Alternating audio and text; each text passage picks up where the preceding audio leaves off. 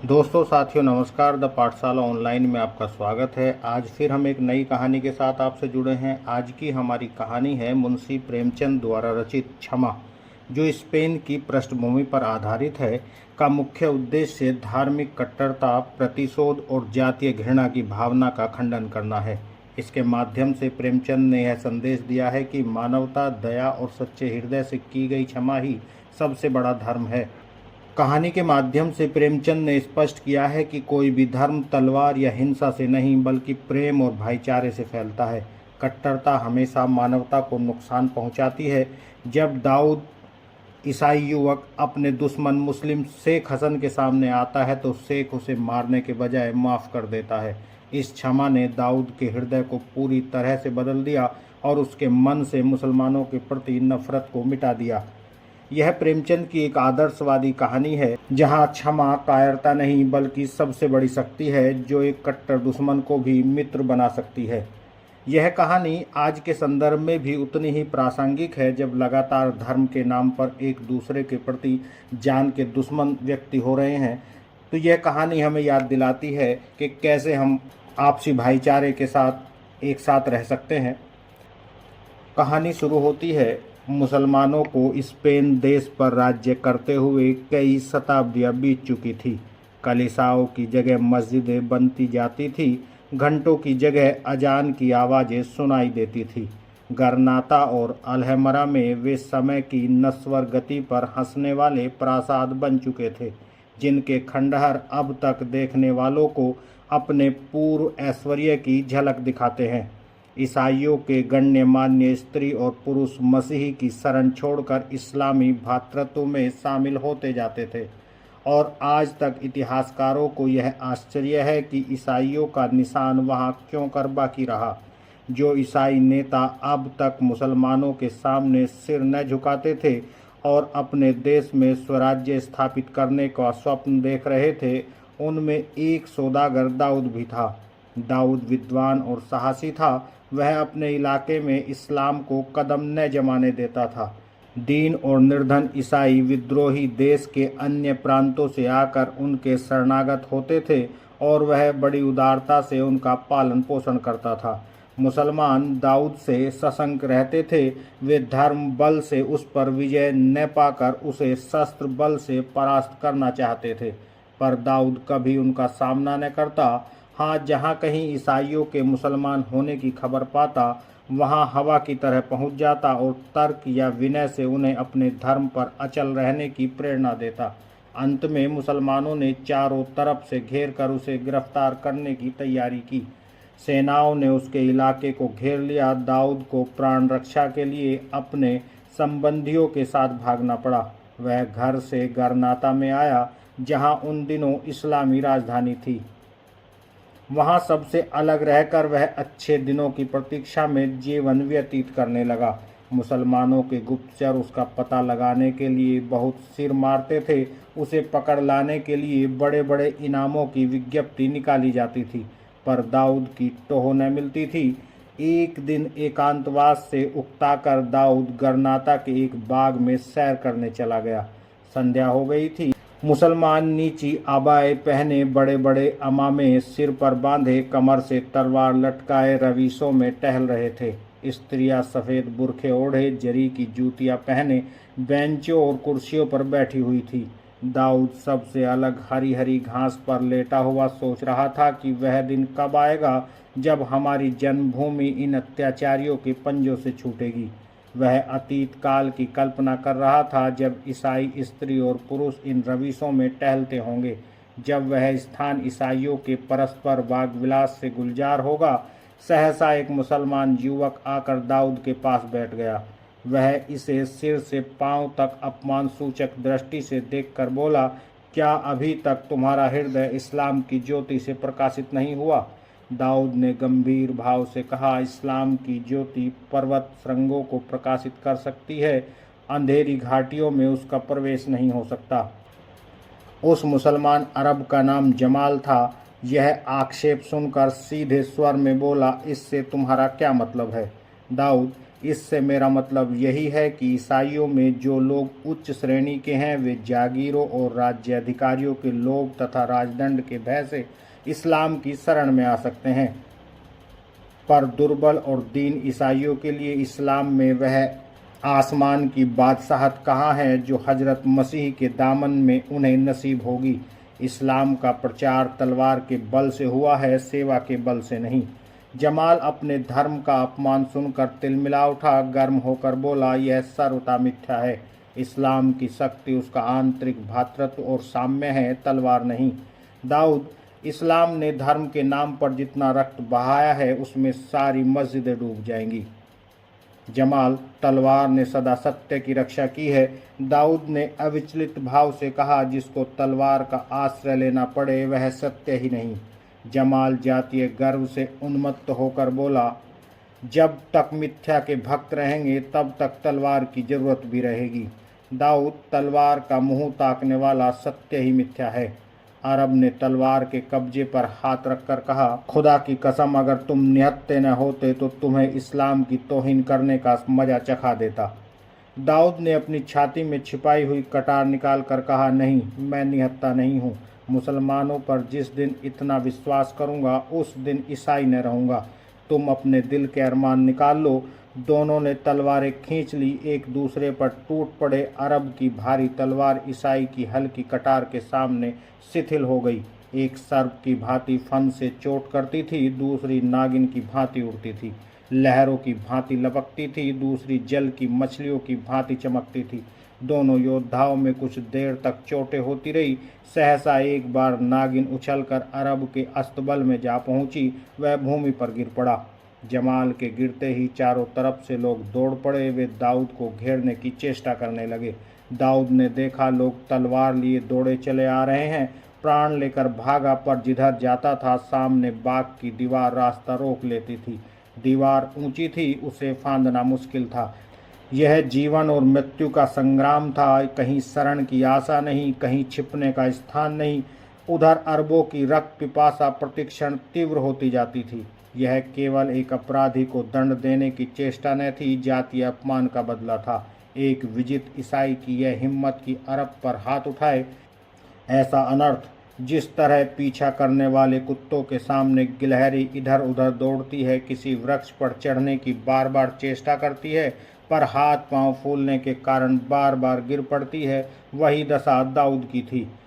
दौड़ते दौड़ते उसका दम फूल गया, पैर मन भर के हो गए। कई बार जी में आया इन सब पर टूट पड़े और जितने महंगे प्राण बिक सके उतने महंगे बेचें, पर शत्रुओं की संख्या देखकर हतोत्साहित हो जाता था। लेना, दौड़ना, पकड़ना का शोर मचा हुआ था। कभी कभी पीछा करने वाले इतने निकट आ जाते थे कि मालूम होता था अब संग्राम का अंत हुआ।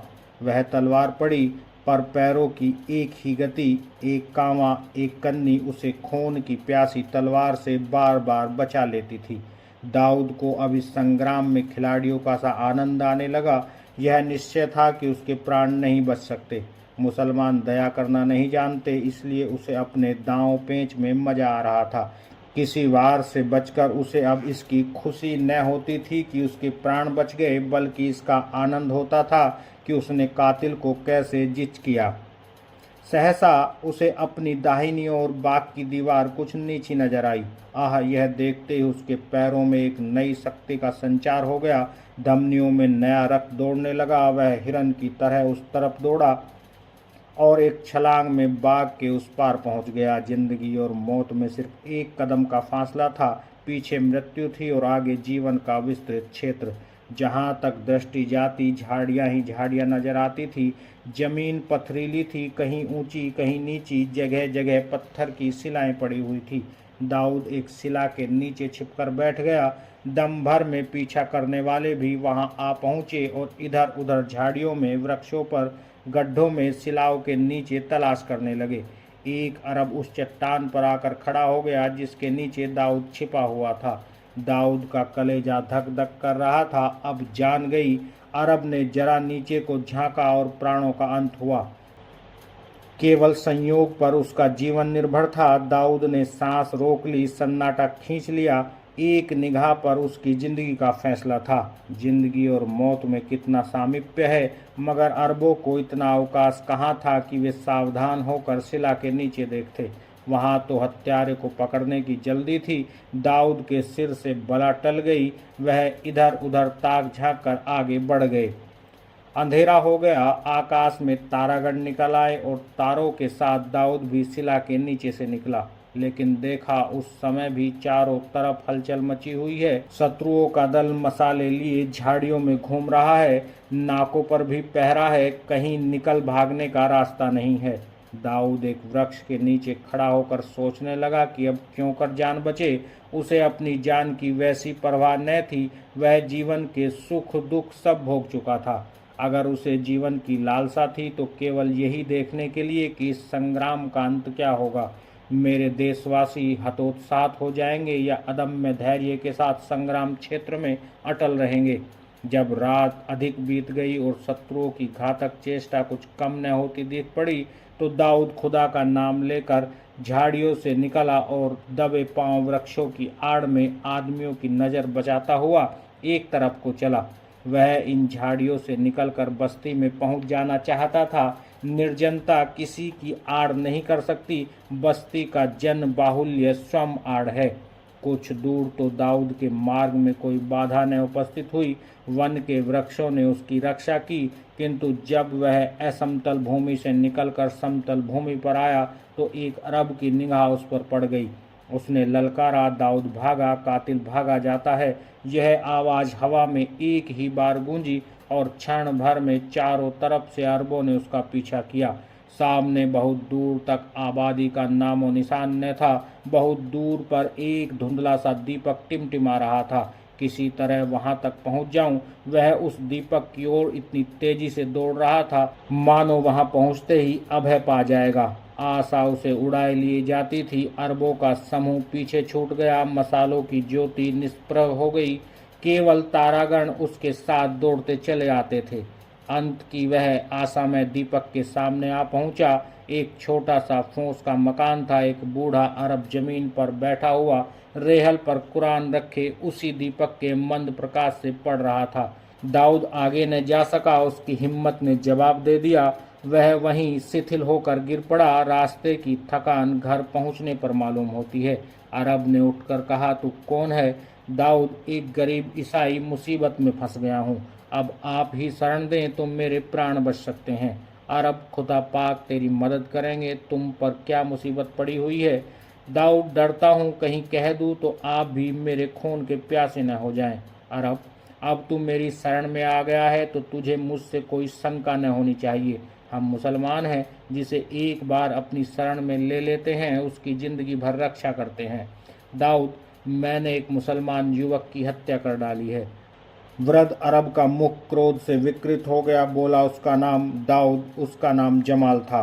अरब सिर पकड़कर वहीं बैठ गया। उसकी आंखें सुर्ख हो गई, गर्दन की नसें तन गई, मुख पर अलौकिक तेजस्विता की आभा दिखाई दी। नथुने फड़कने लगे। ऐसा मालूम होता था कि उसके मन में भीषण द्वंद्व हो रहा है और वह समस्त विचार शक्ति से अपने मनोभाव को दबा रहा है। 2-3 मिनट तक वह इसी उग्र अवस्था में बैठा धरती की ओर ताकता रहा। अंत में अवरुद्ध कंठ से बोला, नहीं नहीं, शरणागत की रक्षा करनी ही पड़ेगी। आह जालिम, तू जानता है मैं कौन हूँ? मैं उसी युवक का अभागा पिता हूँ जिसकी आज तूने इतनी निर्दयता से हत्या की है। तू जानता है तूने मुझ पर कितना बड़ा अत्याचार किया है। तूने मेरे खानदान का निशान मिटा दिया है, मेरा चिराग गुल कर दिया है। आह जमाल मेरा इकलौता बेटा था। मेरी सारी अभिलाषाएं उसी पर निर्भर थी। वह मेरी आंखों का उजाला, मुझ अंधे का सहारा, मेरे जीवन का आधार, मेरे जर्जर शरीर का प्राण था। अभी अभी उसे कब्र की गोद में लिटा कर आया हूँ। आह, मेरा शेर आज खाक के नीचे सो रहा है। ऐसा दिलेर, ऐसा दीनदार, ऐसा सजीला जवान मेरी कौम में दूसरा न था। जालिम, तुझे उस पर तलवार चलाते जरा भी दया न आई। तेरा पत्थर का कलेजा जरा भी न पसीजा। तू जानता है मुझे इस वक्त तुझ पर कितना गुस्सा आ रहा है। मेरा जी चाहता है कि अपने दोनों हाथों से तेरी गर्दन पकड़कर इस तरह दबाऊं कि तेरी जबान बाहर निकल आए, तेरी आंखें कोड़ियों की तरह बाहर निकल पड़े। पर नहीं, तूने मेरी शरण ली है, कर्तव्य मेरे हाथों को बांधे हुए है, क्योंकि हमारे रसूल पाक ने हिदायत दी है कि जो अपनी पनाह में आए उस पर हाथ न उठाओ। मैं नहीं चाहता कि नबी के हुक्म को तोड़कर दुनिया के साथ अपनी आकीबत भी बिगाड़ लूँ। दुनिया तूने बिगाड़ दी, दीन अपने हाथों बिगाड़ लूँ नहीं। सब्र करना मुश्किल है पर सब्र करूँगा, ताकि नबी के सामने आंखें नीची न करनी पड़े। आ घर में आ, तेरा पीछा करने वाले दौड़े आ रहे हैं। तुझे देख लेंगे तो फिर मेरी सारी मिन्नत समाजत तेरी जान न बचा सकेगी। तू नहीं जानता कि अरब लोग खून कभी माफ़ नहीं करते। यह कहकर अरब ने दाऊद का हाथ पकड़ लिया और उसे घर में ले जाकर एक कोठरी में छिपा दिया।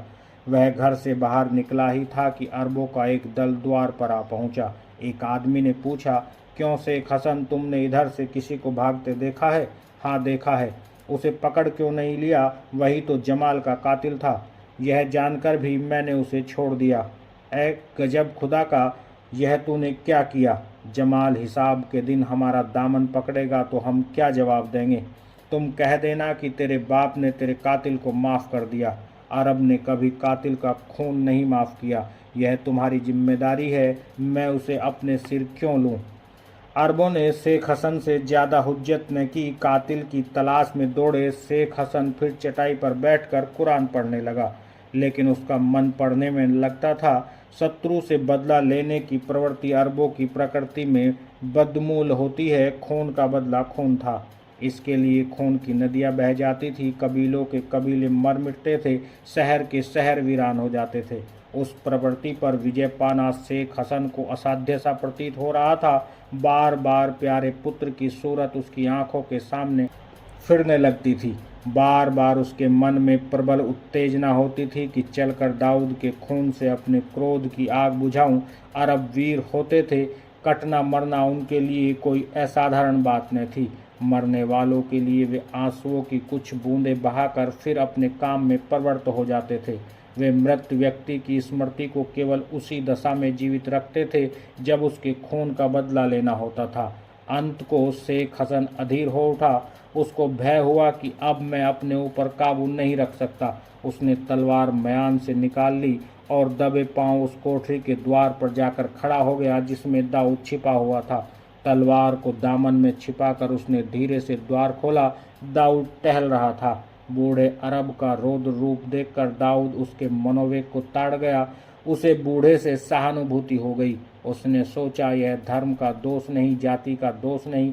मेरे पुत्र की किसी ने हत्या की होती तो कदाचित मैं भी उसके खून का प्यासा हो जाता। यही मानव प्रकृति है। अरब ने कहा, दाऊद, तुम्हें मालूम है बेटे की मौत का कितना गम होता है? दाऊद, इसका अनुभव तो नहीं पर अनुमान कर सकता हूँ। अगर मेरी जान से आपके उस गम का एक हिस्सा भी मिट सके तो लीजिए, यह सिर हाजिर है। मैं इसे शौक से आपकी नज़र करता हूँ। आपने दाऊद का नाम सुना होगा। अरब, क्या पीटर का बेटा? दाऊद, जी हाँ, मैं वही बदनसीब दाऊद हूँ। मैं केवल आपके बेटे का घातक ही नहीं, इस्लाम का दुश्मन हूँ। मेरी जान लेकर आप जमाल के खून का बदला ही न लेंगे बल्कि अपनी जाति और धर्म की सच्ची सेवा भी करेंगे। शेख हसन ने गंभीर भाव से कहा, दाऊद, मैंने तुम्हें माफ़ किया। मैं जानता हूँ मुसलमानों के हाथ ईसाइयों को बहुत तकलीफ़ें पहुँची हैं। मुसलमानों ने उन पर बड़े बड़े अत्याचार किए हैं, उनकी स्वाधीनता हर ली है, लेकिन यह इस्लाम का नहीं, मुसलमानों का कसूर है। विजय गर्व ने मुसलमानों की मति हर ली है। हमारे पाक नबी ने यह शिक्षा नहीं दी कि जिस पर आज हम चल रहे हैं वह स्वयं क्षमा और दया का सर्वोच्च आदर्श है। मैं इस्लाम के नाम को बट्टा न लगाऊंगा। मेरी ऊँटनी ले लो और रातों रात जहाँ तक भाग सको भाग जाओ। कहीं एक क्षण के लिए भी न ठहरना। अरबों को तुम्हारी बू मिल गई तो तुम्हारी जान की खैरियत नहीं। जाओ, तुम्हें खुदाए पाक घर पहुँचावे। बूढ़े शेख हसन और उसके बेटे जमाल के लिए खुदा से दुआ किया करना। दाऊद खैरियत से घर पहुंच गया था, किंतु अब वह दाऊद न था जो इस्लाम को जड़ से खोद कर फेंक देना चाहता था। उसके विचारों में गहरा परिवर्तन हो गया था। अब वह मुसलमानों का आदर करता और इस्लाम का नाम इज्जत से लेता था। इसी के साथ ये कहानी समाप्त हो जाती है। तो दोस्तों, साथियों, अगर ये कहानी आपको पसंद आई हो तो इसे लाइक करें, हमारे चैनल को सब्सक्राइब करें। आगे फिर किसी नई कहानी के साथ आपसे जुड़ते हैं, तब तक के लिए दीजिएगा इजाज़त। जय हिंद, जय भारत।